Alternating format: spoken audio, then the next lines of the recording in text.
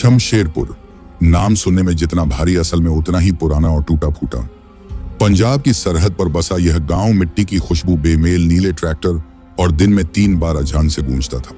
यहाँ के लोग सीधे थे, मगर बातों में चतुर, जैसे सदियों की कोई खामोश कहानियां उनकी नसों में घुली हों। गांव के बीच में एक ऊबड़ खाबड़ टीला था जिसे सब चुप्पी वाला पहाड़ कहते थे। बुजुर्ग बताते थे कि कभी किसी वक्त वो पहाड़ बोलता था, मगर अब सदियों से खामोश था। किसी को यह ना पता था कि उसमें क्या था, लेकिन मुल्ला याकूब हमेशा कहता, औलादों कुछ जुबानें खामोश होती हैं, क्योंकि अगर वो बोलें तो आसमान कांप जाए। नूर बीबी एक 22 साल की जवान लड़की थी जो गांव की सबसे खूबसूरत और सबसे ज्यादा तन्हा लड़की मानी जाती थी। उसका शौहर 2 साल पहले शहर चला गया था मजदूरी के लिए और लौटकर कभी नहीं आया। वो रोज शाम को टीले के पास बकरी चराकर बैठती और एक अधूरी दुआ फुसफुसाती।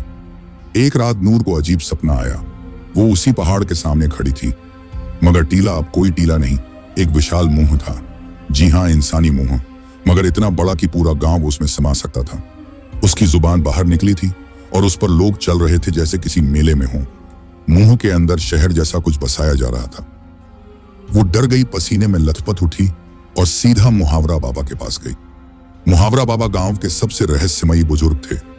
कहते हैं उनके पास एक किताब है जो हर तीसरी नस्ल में एक बार खुलती है और उसमें आने वाले जमाने के राज लिखे होते हैं। नूर ने बाबा को अपना सपना बताया। बाबा ने गहरी सांस ली और फिर एक बेहद पुरानी किताब निकाली। जिल्द से धुआं सा उठ रहा था। तेरा सपना कोई वहम नहीं बिटिया, बाबा बोले। ये तो लिसान अल जबल है, जुबान वाला पहाड़। ये दरअसल एक जिन्न है जो धरती में दफन था और अब जागने वाला है। तो क्या ये मुंह असली है? नूर कांपती आवाज में बोली।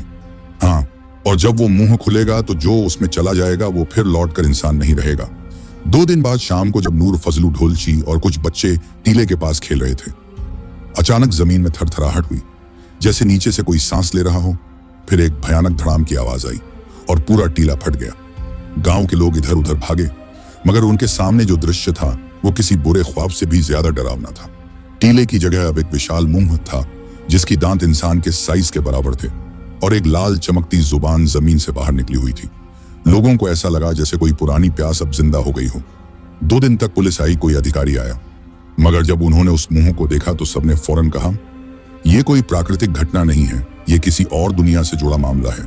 सरकारी लोग चले गए, गांव अकेला रह गया और फिर उस मुंह की जुबान पर कुछ लोग चढ़ते हुए दिखे। फजलू ढोलची बोला, ओए ये कौन है? वो लोग ना गांव के थे ना इंसानों जैसे। उनके कपड़े अजीब थे, सिर पर नीली रोशनी वाली टोपी थी और आंखें काली बिना पुतली के। कुछ गांव वाले लालच में, कुछ जिज्ञासा में मुंह के अंदर जाने लगे। जुबान एक रास्ते की तरह थी जिस पर चलते हुए लोग गहराई में उतरते चले जाते थे। अंदर से ये मुंह कोई जीव नहीं बल्कि एक दुनिया था।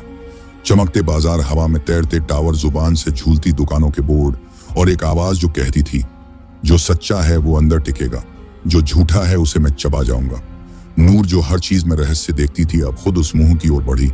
उसे ऐसा महसूस हुआ जैसे यह मुंह उसी का इंतजार कर रहा था। जैसे ही वो जुबान पर चढ़ी, हवा का रंग बदल गया। उसकी आंखों के सामने वही लोग थे जो सपने में दिखे थे, मगर अब असली थे। और उस दुनिया में सबसे आगे खड़ा था एक बड़ा सा आईना जो उसमें उसकी मां की तस्वीर दिखा रहा था। मगर नूर की मां तो 10 साल पहले मर चुकी थी। तेरा खून इस जुबान को पहचानता है, एक आवाज गूंजी। गांव में अब दिन रात एक जैसे हो गए थे। सूरज उस मुंह के ऊपर रुक गया था और लोग धीरे धीरे उस दुनिया में चले जा रहे थे और लौट नहीं रहे थे। मुहावरा बाबा ने आखिरी बार किताब खोली और कहा, यह दरअसल जुबान नहीं, एक जिन्न है, लिसानुल जिन्न, जिसे इंसान की लालच ने जगाया है। जो इसमें गया, अगर उसका दिल पाक न हुआ तो वो दांतों में चबाया जाएगा। नूर बीबी जब उस विशाल जुबान पर पैर रखकर अंदर की ओर बढ़ी तो उसने महसूस किया जैसे हवा की बनावट ही बदल गई हो। गंध थी मीठी मगर सड़ी हुई, जैसे पुरानी यादों की लाशें हवा में तैर रही हों। वो धीरे धीरे जुबान के रास्ते चलते हुए मुंह के अंधेरे में समा गई। अंदर पहुंचते ही चारों तरफ चमकते शहर जैसा माहौल था, मगर वो इंसानी शहर नहीं था। वहां की दीवारें मांस की थीं, दुकानें दांतों के बीच फंसी थीं और लोग इंसान तो थे, मगर उनकी हड्डियां बाहर थीं और उनकी आंखों में अंधकार ठहरा हुआ था। एक बोर्ड लटका था, लार से गीला, खुशामदीद, आप लाहमी नगर में दाखिल हो चुके हैं। लाहमी यानी मांस का शहर। यहाँ के रहने वाले लोगों ने नूर को देखा मगर कुछ नहीं कहा। वो चलते रहे जैसे उन्हें अपनी ही नसों की गूंज सुनाई दे रही हो। हर गली किसी जीभ की नस जैसी मुड़ी हुई थी और दीवारों पर दिल की धड़कन जैसा कंपन होता रहता। नूर ने सामने देखा, वहां एक बड़ा सा चौक था जहां जुबान दो हिस्सों में बंटी थी। एक रास्ता जाता था सच बोलने वालों की ओर और दूसरा झूठ बोलने वालों की ओर। जैसे ही नूर सैनिक बोलने वालों की गली में बढ़ी, एक भारी भरकम प्राणी सामने आया।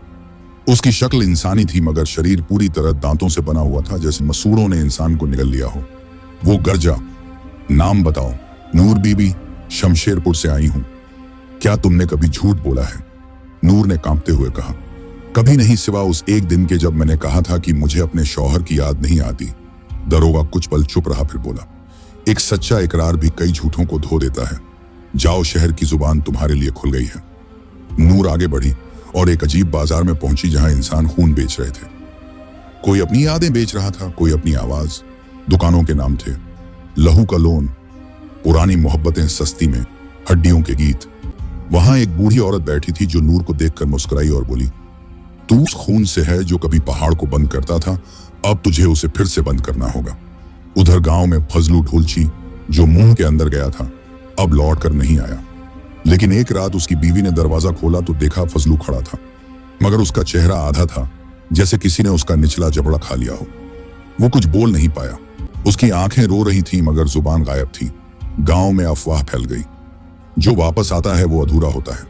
नूर अब एक और गली में पहुंची जिसे कहते थे आईनों की गली। यहां हर दीवार पर एक आईना था, मगर उनमें चेहरा इंसान का नहीं बल्कि उनके झूठ और पापों की तस्वीरें दिखाई देती थीं। एक आईने में नूर ने देखा, उसका शौहर शहर में नहीं बल्कि इसी मुंह में था और किसी और के साथ रह रहा था।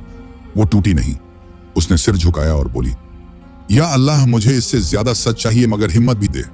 तभी एक आईना टूट गया और वहां से एक दरवाजा खुला जिस पर लिखा था, मुख्य जुबान की बैठक सिर्फ खून वालों के लिए। गांव में अब सब कुछ अजीब हो चला था। मर्द गायब, औरतें डरी हुई, बच्चे रात में चीखने लगे थे। मुहावरा बाबा ने एक रात नूर की मां की तस्वीर निकाली और खुद से कहा, तेरी बेटी वही करने जा रही है जो तू नहीं कर सकी थी। फिर उसने अपनी बांह से चाकू से खून निकाला और किताब पर गिराया। किताब ने एक और पन्ना खोला। सिर्फ उसी खून वाली लड़की को जुबान का शहर पहचानता है जिसका वंश कभी पहाड़ की रखवाली करता था। नूर अब जुबान के सबसे गहरे हिस्से में पहुंची थी जहां एक विशाल हृदय धड़क रहा था। जुबान का यह शहर असल में एक जिन्न की बॉडी थी जो हजारों साल से धरती में दफन था। उस हृदय के पास एक सीट थी जमी हुई हड्डियों से बनी और उस पर लिखा था, यहां वही बैठेगा जो बोलने का हकदार हो। नूर ने जैसे ही हाथ बढ़ाया, चारों ओर एक जोरदार चिल्लाहट हुई और शहर की दीवारें कांपने लगीं। अब सवाल यह है, क्या नूर जुबान वाले जिन्न को शांत कर पाएगी? क्या गांव बच पाएगा? और क्या सच में वो अकेली है जो इस सब की वारिस है? अगर आपको पार्ट 2 भी चाहिए तो कमेंट में बताएं और चैनल को सब्सक्राइब करना और बेल आइकॉन को दबाना न भूलें। एक